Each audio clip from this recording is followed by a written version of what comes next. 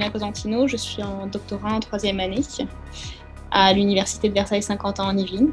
Mon sujet de thèse porte sur les mécanismes d'export du virus respiratoire syncytial. Mes directrices de thèse sont Marianne Ramex-Welty, qui est médecin à Ambroise Paré, et également Eliane Go, qui est également médecin biologiste à Ambroise Paré. À la base, je suis technicienne de laboratoire et j'ai repris mes études. Lors de mon travail en tant que technicienne, j'ai rencontré Marianne et Eliane Go, qui étaient à Ambroise Paré, et elles m'ont soutenue pour reprendre mes études.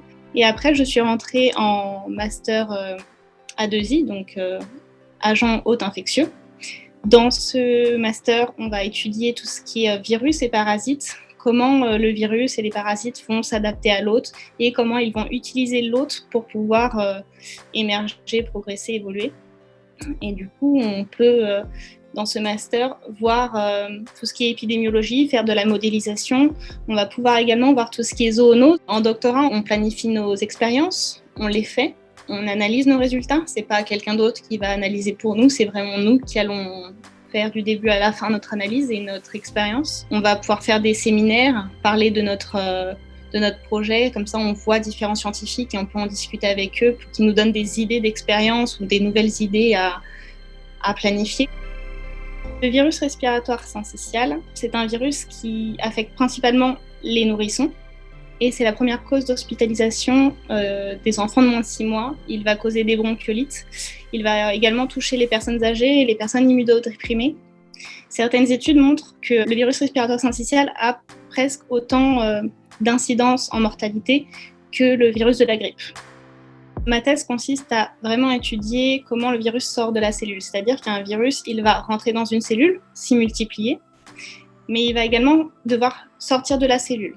Sauf que dans une cellule, il y a énormément de choses qui empêchent les mouvements du virus. Je vais chercher à savoir quels sont les systèmes qui vont être exploités par ce virus pour pouvoir sortir et éventuellement chercher à enlever cette interaction. La capacité des virus à s'adapter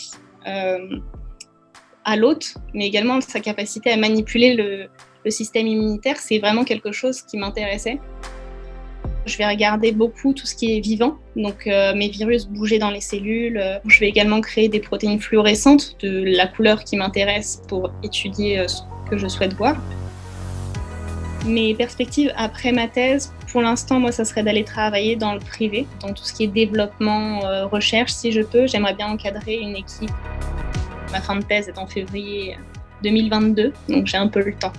Dans le domaine de la recherche, on a pas mal de satisfaction dans le sens où dès qu'on trouve quelque chose, on se dit que ça pourra être utilisé pour la création de vaccins, pour la création de molécules qui permettent justement de soigner plusieurs personnes. On est assez fiers de nous et de se dire qu'on aide la santé publique et également la population.